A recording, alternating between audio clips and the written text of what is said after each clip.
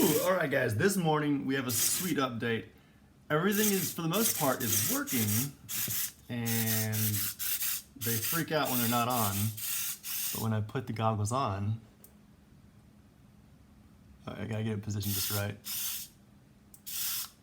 They work. So there's a couple things with this that is kind of finicky still, but you have to blink kind of like close and then open slowly. Now if I turn up, so I'm gonna go ahead and power these off now that you've seen that. Ounce of Tech really just like hammered out the code and made some of these variables so that I could tweak the code and get it to work, and so far it's doing a pretty good job. You'll see here I've got the serial monitor because I'm running through the Arduino Uno, not the DigiSpark. We talked about this. The DigiSpark, this guy does not have the ability to do serial out. Boo. Anyways, so instead of just looking at the information from the photoresistor, we're now looking at the difference in that data.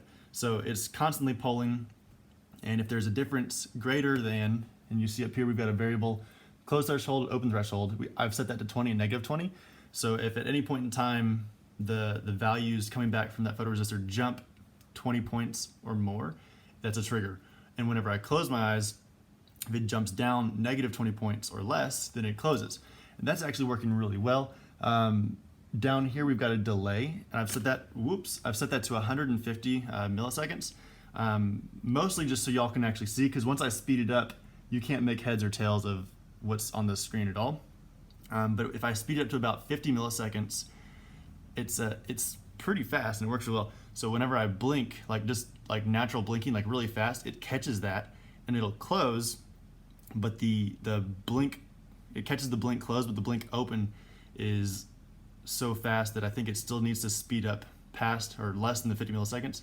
But when I do that, it starts running into these weird issues where I think it's the servo signal needs to be like every 50 milliseconds, or I don't necessarily know, but there's something going on where when I try to speed it up super fast to catch that blink open, blink close, it hangs up.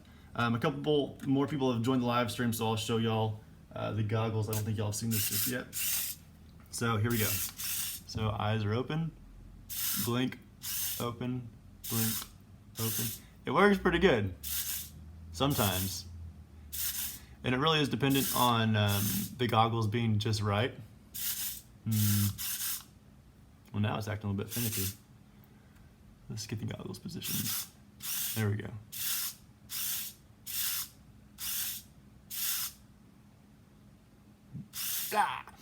So yeah, it works pretty good. Honestly, I'm impressed. Even if I can't speed it up to catch the natural blink, I think this is a win because I'm using the photoresistor to catch the eye in open and closed states, and that's translating it over to the servos, which are now moving the iris boxes. So the next step, honestly, is throwing in another LED photoresistor pair and then changing the code to have each sensor from each eye drive each servo. That way we can do like the whole winking, blinking thing, which is gonna be really cool. Excuse me. Once we get that all set up, I think we'll be able to refine the code to run faster and catch the blinking cycles from a natural blink.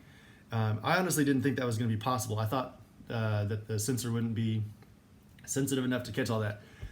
However, it's pretty exciting because it seems like it is. We just need to modify the code a little bit more and tweak it and optimize it. So yeah, that is, I guess, the update for today. Again, thanks so much for Ounce of Tech. He is just killing it with the code and really working with me and helping me come to some really cool solutions to make variables in the code so that I can get it and then tweak it and play with it to get it to work specifically for these goggles. So thank you so much, Chris. And yeah, let me know in comments down below what y'all think or what y'all have any suggestions. I've been getting some good ideas as far as how to modify the code.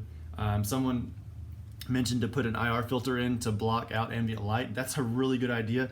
Hopefully we won't have to do that with this new difference in the code as far as not caring about what the environment ambient light level is, as long as when it blinks it has that change in light level. But yeah, lots of good comments, lots of good suggestions. keep them coming, and we're definitely gonna get this project knocked out. So thanks so much, and I will see you next time.